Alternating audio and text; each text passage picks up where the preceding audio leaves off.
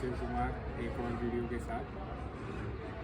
अच्छा, आज का टॉपिक क्या है कि आपने देखा होगा आपके हमारे पूर्वज फैमिली में बहुत सारे लोग चले जाते हैं और वो चले जाते हैं तो उनके साथ उनकी मेमोरीज, उनकी आदतें, उनकी नॉलेज, उनकी जानकारी सब उनके साथ चली जाती है।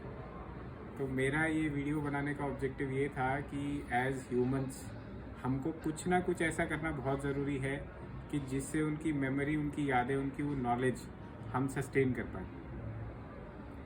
इसमें मुझे लगता है जैसे कि आप देखोगे कि जैसे क्रिश्चियंस हैं, मुस्लिम्स हैं, उनके अंदर क्या होता है कि वो पूरी की पूरी कब्र बना के आदमी को उसमें डालते हैं। उसी तरीके से अगर हम सिर्फ उनका ब्रेन रख पाएँ और वो ब्रेन इस तरीके से रख पाएँ कि वो रीसिंथेसाइज कर पाए वो सारी नॉलेज को, मेमोरीज़ को, तो हमें कभी ये लगेगा ही नहीं कि जो हमारा सगा संबंधी परिवार में जो है वो चला गया। उसकी वो मेमोरीज ही तो एक इंसान को इंसान बनाती हैं। अब इसमें साइंटिफिकली हमें इवॉल्व होने की ज़रूरत है, इवॉल्व करने की ज़रूरत है। हो सकता है कुछ लेवल पे ये चीज़ें चल भी रही हैं, बट मेरा ये है कि अगर ये चल भी रही हैं तो इसको मास लेवल पे लाना बहुत ज़रूरी है और इसको इस तरीके से करना ज़रूरी है कि एक आदमी जब जाता है तो उसकी मेमोरी ज़रूर रह जाए। मेरे फादर डिफेंस में थे, उनकी ही वॉज इन लॉजिस्टिक्स, तो वो लॉजिस्टिक्स की उनके पास इतने गुण थे कि किस तरीके से एक एयरक्राफ्ट के अंदर कुछ ऐसे मटेरियल्स चढ़ाने हैं जो उसमें बहुत मुश्किल से चढ़ पा रहे हैं बिकॉज ऑफ साइज और बिकॉज ऑफ डिफरेंट कॉम्प्लिकेशंस। अब वो नॉलेज उनके साथ चली गई। जो मेरे ससुर जी थे वो वाटर डिपार्टमेंट में थे, तो उनको पता था कि किसी भी शहर को बनाने के लिए किस तरीके से एक नेचुरल फ्लो ऑफ वाटर होना चाहिए जिसमें कि आप पूरे सीवरेजेस किस तरीके से चले जाएं। ये आपका जो पानीपत की तरफ आप जो जाते हैं, आप देखते होगे हाईवे, तो उसमें वो पानी उसके अंदर जो वाटर पाइप्स वगैरह किस तरीके से जा रहे हैं, किस तरीके से नेचुरल फ्लो होना चाहिए एक पूरे फ्लाईओवर का, पूरे नेचर का, वो सारी चीज़ों का उन्हें नॉलेज था। लेकिन व्हेन ही वेंट अलोंग तो उनके साथ वो नॉलेज भी चली गई। अब किसी को अगर वो नॉलेज चाहिए तो उसे दोबारा से रीगेन करना पड़ेगा। तो मेरे कहने का मतलब ये है कि हमें कुछ ऐसा करना ज़रूरी है कि वो मेमोरीज हमारे पास रहें, वो जो आदमी है उसकी नॉलेज हमारे पास रहे, वो जो एक्सपीरियंसेस है उससे जो हम नेचर को, समाज को, पूरे ह्यूमन सिविलाइजेशन को और कैसे बेटर कर सकते हैं, तो हमें कुछ ऐसा करना पड़ेगा जो वो रहे। अच्छा, अब बात आती है कि यार ये बहुत बड़ी बात कर रहे हो आप, कैसे कर होगा। मेरे ख्याल से उनकी मेमोरीज आप कैसे रख सकते हो। जैसे आज के टाइम में आप देखोगे मोबाइल में हम छोटे छोटे वीडियोस बना रहे हैं, हम फ़ोटो खींचते हैं और वो हमारी मेमोरीज रहती है, कभी भी हम उन्हें स्क्रॉल करके देख लेते हैं और वो हमको अच्छा लगता है। तो हम क्या कर सकते हैं कि you have to force your elders, जो आपके बड़े हैं, आपको उनको बोलना पड़ेगा कि आप बताओ आप कैसे रहते थे, क्या करते थे, क्या खाते थे, कैसे दवाई करते थे, कोई बीमारी होती थी तो कैसे ठीक करते थे। वो सारे एक्सपीरियंसेस उनके जॉट डाउन करिए और make it a family book, a family manual, और उन चीज़ को फैमिली मेमोरीज के नाम से आप सेव कर सकते हैं। और इस तरीके से बुक बनाइए जनरेशन्स बाई जनरेशन्स। अगर किसी के पास आज भी 80 साल, 90 साल, 70 साल के बुज़ुर्ग हैं आपके परिवार में, तो सिर्फ उनसे जाके मिलिए नहीं, उनकी वो मेमोरीज लीजिए, क्योंकि जो मेमोरीज है वो उनकी यादें हैं, वो यादें आज के समाज में बहुत ज़्यादा ज़रूरी है। और वो जो मेमोरी है वही आज के समाज को फिर आगे भी ले जाएंगी। क्योंकि क्या होता है कि आप देखोगे हमारे यहाँ पे पिरामिड भी हुआ करते थे किसी ज़माने में, बड़े बड़े मंदिर हुए इतने पुराने पत्थरों के मंदिर, लेकिन आज कोई जाके पूछे कैसे बने तो किसी को नहीं पता। क्यों नहीं पता? क्योंकि जो मेमोरी है over a period of time next generation सीखना नहीं चाहती, या वो कहती है अरे यार आपकी इसकी कोई ज़रूरत नहीं है, टेक्नोलॉजी चेंज हो गई है। लेकिन वो टेक्नोलॉजी चेंज नहीं हुई है, हमने पुरानी चीज़ों को छोड़ के नई चीज़ों को एक्सेप्ट कर लिया है। लेकिन वो जो पुरानी चीज़ थी दैट वाज फार बेटर, जो आज भी हमको देख के लगता है कि कोई इसे रेप्लिकेट नहीं कर सकता, तो वो मेमोरीज़ को कैसे रखें।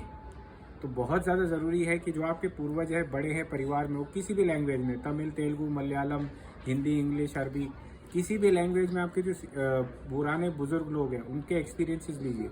आप कैसे रहते थे, आप कैसे खाते थे, आप क्या क्या करते थे, क्या क्या नहीं करते थे, किसी चीज़ को अच्छा मानते थे तो क्यों मानते थे, बुरा मानते थे तो क्यों मानते थे, उनकी वो मेमोरीज कैप्चर करिए। उनको कहिए कि लिखिए, आप लिखिए, हम इनको किताबों को रखेंगे।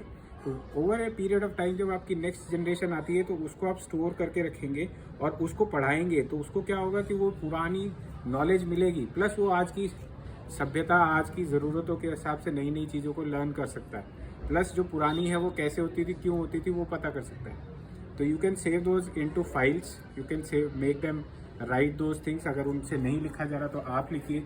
अगर आपको लगता है कि लिखना पॉसिबल नहीं है तो वीडियो बनाइए और उन वीडियो को बना के उनको एज ए मेमोरी स्टोर करिए एंड कैरी देम अलॉन्ग। उसको मेमोरी फाइल्स के नाम पे फैमिली मेमोरी फाइल्स या एंशिएंट मेमोरी फाइल्स या हेरिटेज मेमोरी फाइल्स, किसी भी नाम से सेव करिए और उसको रखिए, जिससे कि आप अपनी नेक्स्ट जनरेशन्स को वो वीडियो दिखाएं। जब जिस टाइम वो टीवी देख रहे हैं और दूसरी चीज़ देख रहे हैं जिसका बहुत ज़्यादा मीनिंग नहीं है, तो उस टाइम में वो सारी चीज़ें दिखाएं जिससे उनकी नॉलेज बढ़े, उनसे परिवार में अटैचमेंट बढ़े और हम कहाँ से आए हैं, हमारी क्या क्या चीज़ें होती थी, कैसे लोग रहते थे, क्या क्या करते थे, क्या नहीं करते थे, उनकी वो मेमोरीज नेक्स्ट जनरेशन में जाएं। और ये बहुत ज़रूरी इसलिए है क्योंकि क्या हो रहा है कि हम हर बार एक नई टेक्नोलॉजी सीख रहे हैं, लेकिन वो नई भी आज के लिए नहीं है। अगर मैंने एक फ़ोन चलाना सीखा था जो गोल गोल घुमा के डायल करके, लेकिन अब with in 10 years of that span आज अगर मैं देखता हूँ तो उसके बाद वो बटन वाला मोबाइल आया, उसके बाद टच स्क्रीन है, टच स्क्रीन के बाद भी सेंसर बेस्ड मोबाइल इसी जनरेशन में मैं देख चुका हूँ। तो अगर मैं ये सारी चीज़ें देख रहा हूँ तो सेंसर बेस्ड आपकी घड़ी भी आ गई है जिससे आप कनेक्ट करके आप मोबाइल यूज़ कर सकते हैं।